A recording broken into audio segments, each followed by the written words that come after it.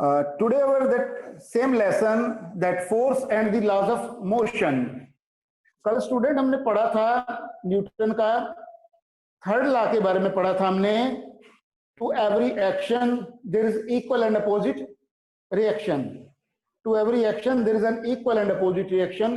कल हमने न्यूटन का थर्ड लॉ स्टूडेंट हमने पढ़ा था, और उससे पहले हमने न्यूटन का सेकंड लॉ पढ़ा था कि न्यूटन का second law, the rate of change of momentum is directly proportional to the applied force. आज स्टूडेंट जो हम कंजर्वेशन लॉ ऑफ मोमेंटम करेंगे उसके अंदर हम दोनों लॉ, न्यूटन के थर्ड लॉ और न्यूटन के सेकंड लॉ को यूज करेंगे, and we will prove the mathematically that conservation law of momentum. Conservation law of momentum को हम जो है मैथमेटिकली आज प्रूव भी करेंगे. तो स्टूडेंट सबसे पहले हम देखते हैं कि what is conservation law of momentum. Conservation law of momentum जैसे स्टेटमेंट है, सबसे पहले कंजर्वेशन का मतलब क्या है. The meaning of, actual meaning of conservation is there is no change, there should not be any change. This is the meaning of the conservation. Now, according to this law, conservation law of momentum, इसमें दोनों word important है, conservation,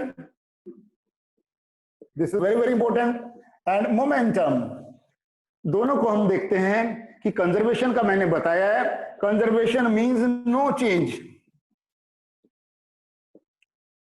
और student momentum का आपको पता है, momentum is a mass into velocity, that is m into v. अब now according to the conservation law of momentum, momentum का जो conservation law है, according to this law, इसकी statement क्या है. इसकी statement क्या है कि that total momentum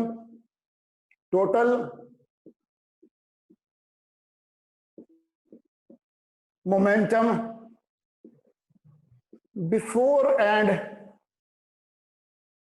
after the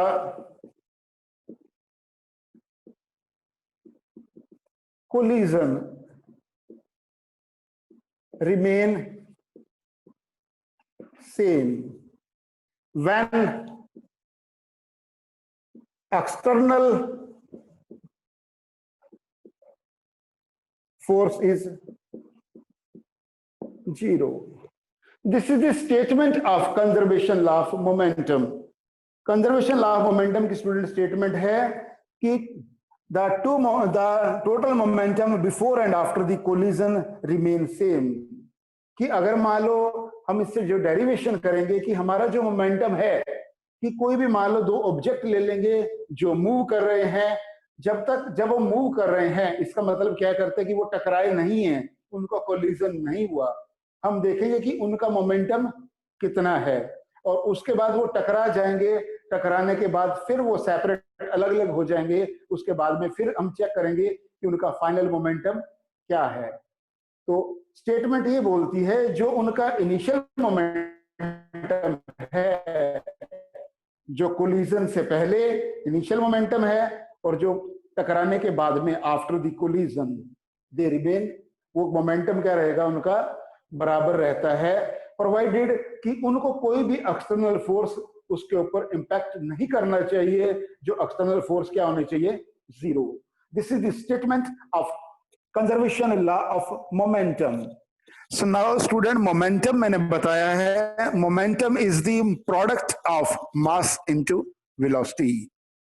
Or according to second law of Newton's second law, that is the rate of change of momentum is directly proportional to the applied force. जब second law हमने student derivation किया था mathematically, हमने एक equation भी निकाली थी, F equal to m into a. और न्यूटन के थर्ड लॉ में हमने कल मैथमेटिकली प्रूव किया था F1 is equal to minus F2. आज दोनों को हम यहाँ पे इसको यूज करेंगे mathematically conservation law of momentum को प्रूव करने के लिए। तो हम स्टूडेंट स्टार्ट कर रहे हैं mathematically how to derive or how to prove the conservation law of momentum. Now student, statement is clear. The total momentum before and after the collision remain same when external force is zero.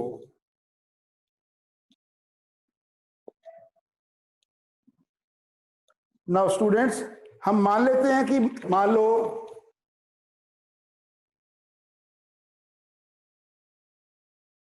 this is ball, this is object A जिसका मास है m1 और एक ये object जो है B है जिसका मास है m2। दोनों क्या करते हैं, मूव कर रहे हैं इस डायरेक्शन में, दोनों मूव किए जा रहे हैं with the uniform velocity u1 u2। Object A है, उसका मास m1 है, ऑब्जेक्ट 2 है,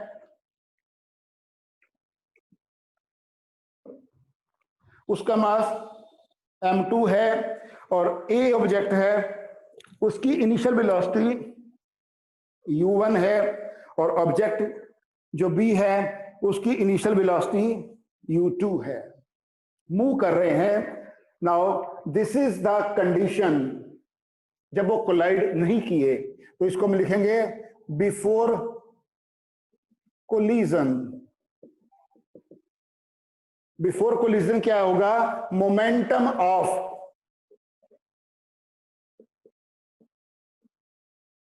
ऑब्जेक्ट ए ऑब्जेक्ट का मोमेंटम क्या हो जाएगा m1 object, the momentum of object A means हम यहां पे लिख देंगे इनिशियल मोमेंटम। मैं वर्ड यूज करूंगा इनिशियल मोमेंटम। रीजन, क्योंकि मेरे पास जो u1 है वो इनिशियल वेलोसिटी है, यहाँ पे u2 क्या है, initial velocity of object b। तो अभी मैं बात कर रहा हूं ए ऑब्जेक्ट के बारे में, इनिशियल मोमेंटम ऑफ ऑब्जेक्ट ए। और ए ऑब्जेक्ट का इनिशियल मोमेंटम कितना हो गया, that is m1 u1। Now initial momentum of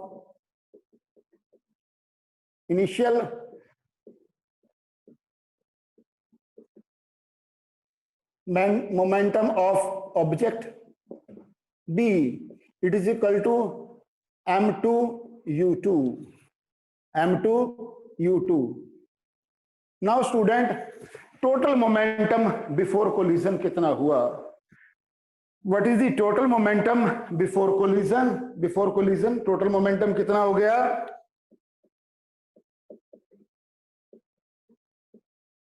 total momentum before collision that is equal to m1 u1 plus m2 u2। this is the total momentum before collision m1 u1 plus m2 u2। अभी बात करते student, ये object चले जा रहे थे, अब यहां पे क्या हो गया, सडनली ये ऑब्जेक्ट क्या हुआ, कोलाइड कर गए। ये क्या हो गया, ड्यूरिंग कोलिजन। अब क्या यहां पे स्टूडेंट देखने वाली सिचुएशन क्या है कि जो ऑब्जेक्ट ए है इसने बी के ऊपर फोर्स लगाई, दैट क्या फोर्स लगाई, दैट इज F1। और जैसे ही ए ऑब्जेक्ट है वो बी के ऊपर फोर्स लगाएगा F1, तो हमने क्या करते हैं कि थर्ड लॉ में पढ़ा था, every action there is an equal and opposite reaction. तो बी ऑब्जेक्ट क्या करेगा, वो भी ए के ऊपर इक्वल फोर्स लगाएगा, equal in the magnitude, but sign क्या हो जाएगा, माइनस। ये फोर्स लगाएगा F2। This is the condition before collision, this is the condition during the collision. अब जैसे स्टूडेंट टकराने के बाद में ये दोनों ऑब्जेक्ट क्या हुआ, यहाँ पे फिर अलग अलग हो जाते हैं कि ऑब्जेक्ट ए है और ये ऑब्जेक्ट बी है। इनका मास तो m1 ही रहेगा और इसका मास m2 रहेगा, पर यहाँ पे इसकी क्या करते कि वेलोसिटी क्या बन गई, v1, और इसकी वेलोसिटी बन गई v2। This is the third condition, is the that after collision, after collision. अब स्टूडेंट हमने ये देखना है कि टोटल मोमेंटम बिफोर कोलिजन कितना है, m1 u1 plus m2 u2, और आफ्टर कोलिजन क्या रहेगा student. Now final momentum after collision क्या होना चाहिए। अगर ऑब्जेक्ट जो है मेरा मास m1 है, मास कितना है ऑब्जेक्ट का, ए ऑब्जेक्ट का m1, और इनिशियल जो फाइनल वेलोसिटी क्या है v1, तो इसका फाइनल मोमेंटम क्या हो गया ए ऑब्जेक्ट का m1 v1। सेम अगर मैं 2 की बात करता हूं, बी की बात करता हूं, if I talk about the object B, इसका फाइनल मोमेंटम क्या होगा, इसका फाइनल मोमेंटम हो जाएगा m2, final momentum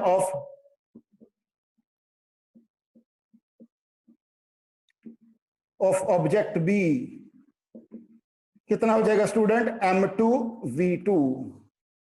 now total momentum after collision,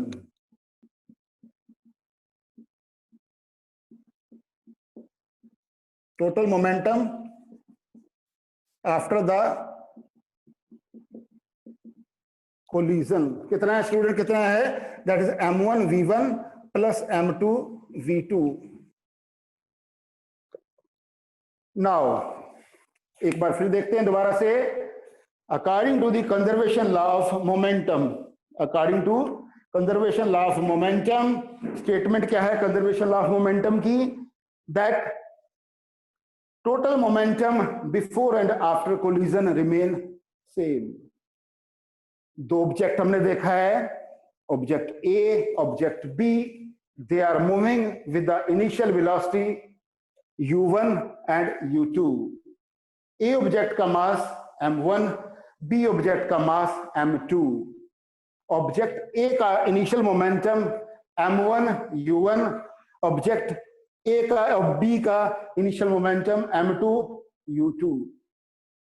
total momentum of object A and B दोनों कंबाइन कर देंगे before collision, m1 u1 plus m2 u2. This is the total momentum of both the object A and B before collision. टकरा गए, टकराने के बाद during, this is the condition, second condition है, this is the first condition, that is a before collision, this is the second condition during collision, this is the third condition. Second condition में student मैंने बताया object A force लगाएगा B के ऊपर F1, और same force B भी apply करेगा A के ऊपर F2। दोनों क्या होंगी इस कंडीशन में during collision, during collision will be the condition F1 is equal to minus F2, this will be the condition during the collision. टकराने के बाद भी ऑब्जेक्ट जो ए है वो मास उसका उतना ही रहा m1, ऑब्जेक्ट बी उसका मास भी m2 रहा, मगर उसकी ए ऑब्जेक्ट की वेलोसिटी क्या बन गई v1, that is a final velocity, और ऑब्जेक्ट जो बी है उसकी फाइनल वेलोसिटी क्या बन गई, that is a v2। Now the final momentum उनका क्या हुआ after the collision, object A का m1 v1, ऑब्जेक्ट बी का m2 v2। Total momentum after collision m1 v1 plus m2 v2। अभी हमने स्टूडेंट जो है according to the statement of Newton's law of conservation, Newton's law of conservation की statement के अनुसार क्या कहता है कि total momentum before and after the collision remain same. इसमें टोटल मोमेंटम क्या है m1 u1 plus m2 u2, final momentum m1 v1 plus m2 v2। अगर स्टेटमेंट के हिसाब से स्टूडेंट तो हमारा initial momentum m1 u1 plus m2 v2, it should be equal to, ये इक्वल होना चाहिए फाइनल मोमेंटम के। स्टेटमेंट के हिसाब से अब मैथमेटिकली स्टूडेंट हम प्रूव करेंगे इसको। यहां तक आप नोट कर लीजिएगा कि total momentum before collision note करिएगा it is m1 u1 m2 u2 और final momentum that is m1 v1 plus m2 v2 और ड्यूरिंग कोलिजन एक ये भी आप नोट कर लीजिएगा f1 is equal to minus f2। आगे हम फर्दर आगे इसको कंटिन्यू करते हैं कि इसके बाद अगला स्टेप कौन सा है, यहां तक आप नोट करिएगा, quickly note down. Now student, मैं इसको रब कर देता हूं।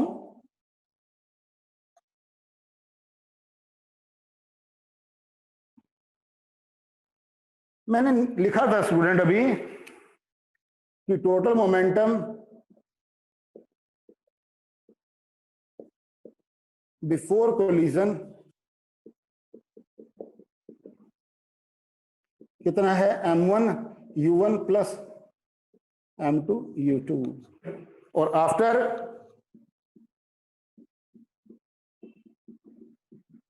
Collision total momentum that is m1 v1 plus m2 v2। ये दोनों बराबर हमको प्रूव करना है। This is the only the Newton's conservation law of momentum. इसको हम कैसे स्टूडेंट अब प्रूव करेंगे मैथमेटिकली। नाउ नेक्स्ट स्टेप है हमारा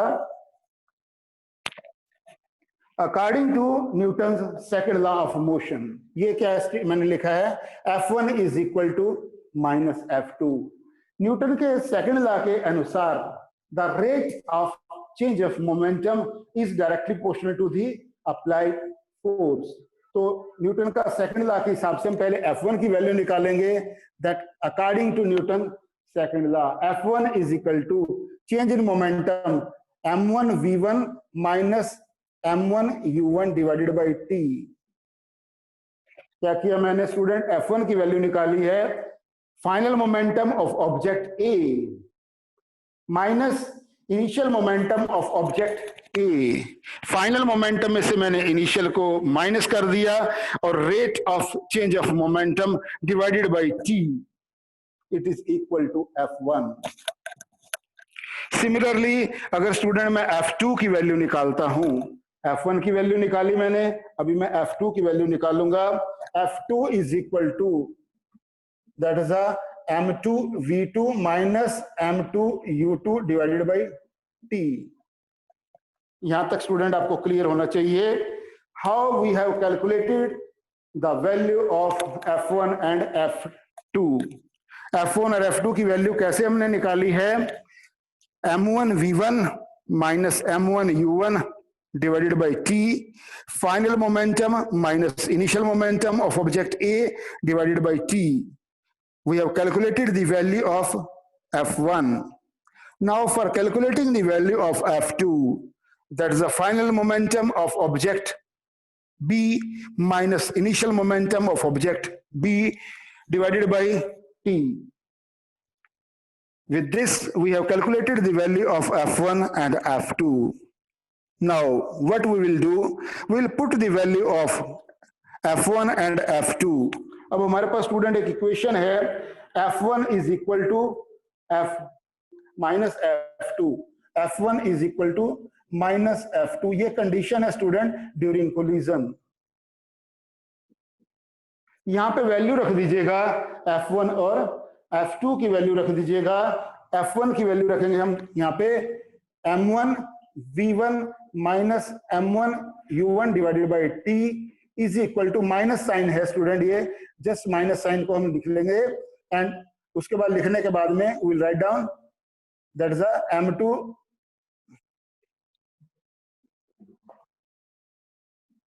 v2 minus m2 u2 and divided by t। मैंने कुछ भी नहीं, सिंपली क्या किया स्टूडेंट, यहाँ पे मैंने F1 की वैल्यू रख दी है, this is the value of F1, और यहाँ पे मैंने वैल्यू रख दी है ये F2 की वैल्यू रख दी है। यहां तक क्लियर है student? I have just kept the value of F1 and F2। अभी क्या करना है हमको, सिर्फ इसको सिंप्लीफाई करना है और सिंप्लीफाई करने के बाद में we get the required result जो हमको चाहिए। क्या हमारी रिक्वायरमेंट क्या है student? The total momentum before collision is equal to the total momentum after the collision. हमारा टोटल मोमेंटम बिफोर कोलिजन क्या है? m1 u1 plus m2 u2।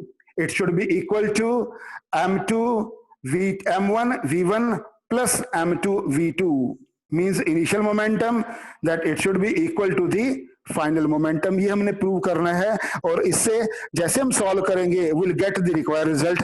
कैसे वो आता है required result, just will see. Next step student हमारा क्या है?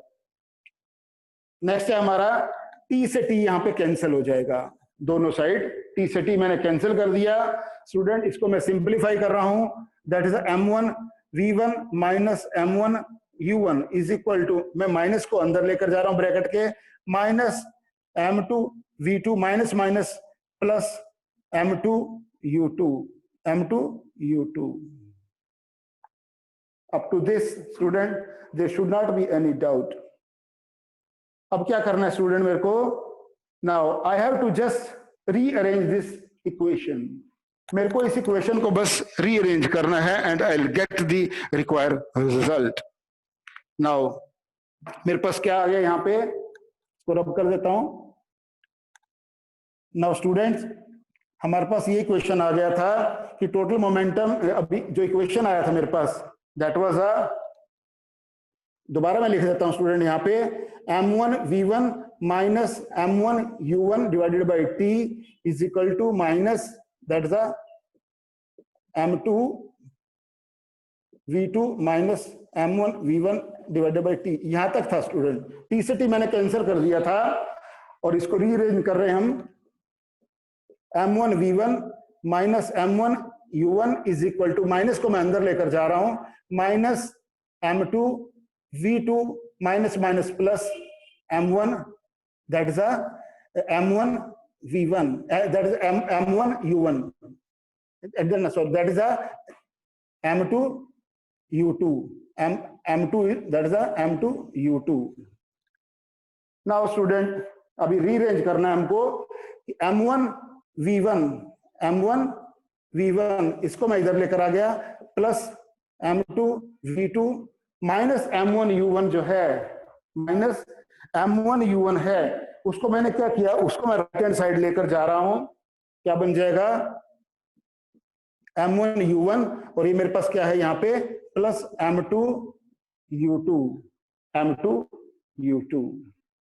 नाउ स्टूडेंट दोबारा से फिर लिखते हैं इसको मैं इधर लिख रहा हूं लेफ्ट हैंड साइड में, m1 u1 plus m2 u2 is equal to m1 v1 plus m2 v2। Student अब आप देखिएगा क्या है, व्हाट आई हैव रिटन, मैंने लिखा है सिंपलीफाई करने के बाद इस इक्वेशन को, m1 u1 plus m2 u2 is equal to m1 v1 plus m2 v2। What this equation indicates, starting में मैंने जब लिखा था conservation law of momentum statement, total momentum before collision, now this is a total momentum. ये क्या है? Total momentum, this is total momentum before collision, और ये क्या है? टोटल मोमेंटम, ये क्या है? Total momentum after the collision. यही मेरे को प्रूव करना था student, this was the my the requirement, result जो मेरे को चाहिए था कि total momentum before and after the collision remain same. Please note down. एक बार मैं फिर दोबारा से इसको आपको रिपीट करवाऊंगा ताकि किसी भी स्टूडेंट को मैथमेटिकली प्रूव करने के लिए द कंजर्वेशन ऑफ मोमेंटम को कोई प्रॉब्लम नहीं होना चाहिए student. And this mathematically derivation of Newton's this mathematically derivation of conservation law of momentum, it is a very important question for exam, and just आप इसको practice कर लेना student, और ultimately इसके ऊपर based on this, that is a conservation law of momentum, there are so many numericals will be there, we'll also C those numerical also. एक बार मैं दोबारा से फिर रिपीट कराता हूं, बट प्लीज आप ये देख लीजिएगा, up to this you note down.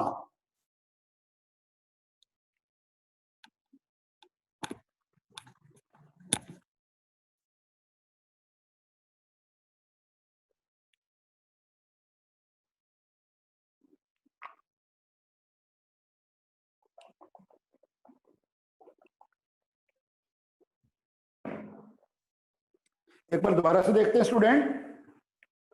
मैंने क्या कहा था कि न्यूटन अकॉर्डिंग टू, अब इसको थोड़ा सा दोबारा से एक बार रिपीट कर रहे हैं। According to conservation law of momentum, Newton जो हमारा conservation law of momentum statement क्या है? Total momentum before and after the collision remain same. हमने क्या किया था स्टूडेंट, इसमें हमने दोनों लॉ को हमने यूज किया था। न्यूटन का third law, every action there is an equal and opposite reaction, इस लॉ को हमने यूज किया। F1 is equal to minus F2। हमने न्यूटन के सेकंड लॉ को भी यूज किया, rate of change of momentum directly proportional to the force, जहां पे हमने final momentum minus initial momentum divided by t, उसको भी हमने यूज किया। और स्टेटमेंट के हिसाब से क्या है student? According to the statement of conservation law of momentum, that total momentum before and after the collision remain same. Total momentum before and after the collision remain same, provided there should not be any external force applied on the objects. Means F जो external force है, it should be zero. वो क्या रहनी चाहिए? Zero. This is the statement. और हमने starting में diagram के हिसाब से स्टूडेंट क्या किया था कि ऑब्जेक्ट A है, this is object A. Object A का मास है m1, ऑब्जेक्ट बी है उसका मास है m2। ऑब्जेक्ट ए का इनिशियल वेलोसिटी है, मूव कर रहा है u1, initial velocity of object B that is u2। चलते चलते क्या हुआ कि यहां इस कंडीशन में ये स्टूडेंट आप इमेजिन करिए कि दोनों ऑब्जेक्ट कब टकराएंगे। यहां पे एक और कंडीशन हम दे सकते हैं, when u1 is greater than u2। जैसे जो है ऑब्जेक्ट ए है वो अपनी स्पीड को बढ़ा लेगा, इसकी स्पीड उतनी रही या कम हो गई, बट इसने ए ऑब्जेक्ट ने अपनी स्पीड बढ़ा ली। जैसे वो स्पीड बढ़ाएगा तो ये ए ऑब्जेक्ट है बी से कोलाइड कर गया, स्ट्राइक कर गया, टक्कर लग गई।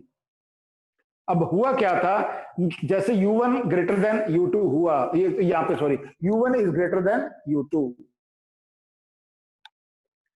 इस कंडीशन में ए ऑब्जेक्ट ने फोर्स लगाया F1 और बी ऑब्जेक्ट ने फोर्स लगाया F2। और ड्यूरिंग कोलिजन जो है, ड्यूरिंग कोलिजन न्यूटन का थर्ड लॉ लगा। According to Newton third law, every action there is an equal and opposite reaction. To every action there is an equal and opposite reaction. F1 is equal to F2. F1 यहां पे क्या हो गया, F1 is equal to F2 minus with the minus sign. यहां पे Newton का third law applicable हो गया। ए ऑब्जेक्ट ने बी के ऊपर फोर्स लगाया F1 और बी ने क्या किया, सेम फोर्स लगाया F2 with the minus sign. अब ये था ड्यूरिंग कोलिजन।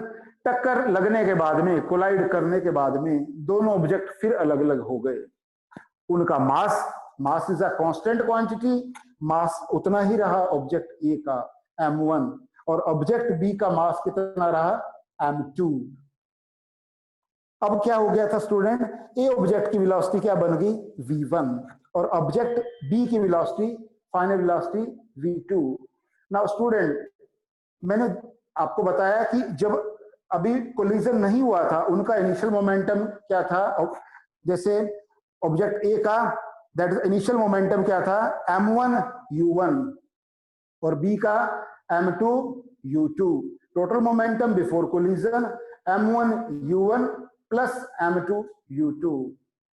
और जैसे टकराने के बाद में आफ्टर द कोलिजन ऑब्जेक्ट का mass m1, final velocity v1, object A की बात कर रहे हैं, final momentum of A object m1 v1 final momentum of object be m2 v2. Now total momentum after the collision, it is equal to m1 v1 plus m2 v2. हमको prove करना था total momentum before collision m1 u1 plus m2 u2, it is equal to m1 v1 plus m2 v2. Now according to Newton second law को use करते हुए हमने F1 की value निकाली। F1 की वैल्यू निकालने के लिए हमने क्या किया, फाइनल मोमेंटम में से इनिशियल मोमेंटम हमने माइनस किया और t से डिवाइड कर दिया, टाइम से डिवाइड कर दिया। F1 की वैल्यू निकाली हमने, F1 is equal to m1 v1 minus m1 u1 divided by t। और फाइनल मोमेंटम को स्टूडेंट हमने निकाला था m2 v2 minus m2 u2 divided by t। अब मेरे पास दोनों वैल्यू आ गई हैं, F1 की भी मैंने निकाल ली वैल्यू, F2 की भी वैल्यू मैंने निकाली है। नाउ नेक्स्ट स्टेप मैंने स्टूडेंट किया था, मैंने पुट कर दी थी F1 और F2 की वैल्यू जो है मैंने पुट की इस इक्वेशन में, F1 is equal to minus F2। Now जैसे मैंने F1 की वैल्यू पुट की, m1 v1 minus m1 v1 minus m1 u1 divided by t is equal to minus का साइन और ब्रैकेट स्टार्ट। F2 की value m2 v2 minus m2 u2 divided by t। Now student F1 F2 की value रख दी, t से t मैंने cancel कर दिया, ऊपर मेरे पास आ गया m1 v1 minus m1 u1 is equal to minus m2 v2 minus minus plus m2 u2। Now I will rearrange the equations. मैंने t से t कैंसिल कर दिया था, अब मैंने क्या कर दिया यहाँ पे m1 v1 minus m1 u1 is equal to, minus को मैं अंदर ले गया इस ब्रैकेट के अंदर, that is m2 v2 minus minus plus m2 u2। Now m1 v1 minus, equation को रीअरेंज करेंगे, m1 v1 और मैं m2 v2 जो माइनस का साइन है मैंने इसको लेफ्ट हैंड साइड में लेकर आ गया तो साइन प्लस का हो गया। नाउ राइट साइड में मेरे पास क्या था, m2 u2 था और इधर मेरे पास लेफ्ट हैंड साइड में m1 u1 है, मैंने इसको राइट हैंड साइड में शिफ्ट कर दिया तो मेरे पास आ गया m1 दैट है m1 u1 plus m2 u2 is equal to m1 v1 plus m2 v2। Student m1 u1 plus m2 u2 ये क्या इंडिकेट करता है, it indicates that it is a total momentum before collision. और right hand side में क्या indicate कर रहा है, m1 v1 plus m2 v2, what it indicates, it is a total momentum after the collision. This was my statement according to Newton's conservation law of momentum, which is proved. जिसको हमने prove कर दिया mathematically, that Newton's that जिसको हमने prove कर दिया student, that was a conservation law of momentum. The total momentum before and after the collision remain same, that according to that statement we have proved the mathematically the total momentum before collision or total momentum after collision remain same. This is our requirement equation. It is proved by the mathematically. Up to this student, if you are having any doubt, very well you can ask. आपको practice करना पड़ेगा इस equation को drive करने का, only then आपको ऐसे लगेगा कि yes it is very easy. This equation it is not a derivation is not a difficult, but आपको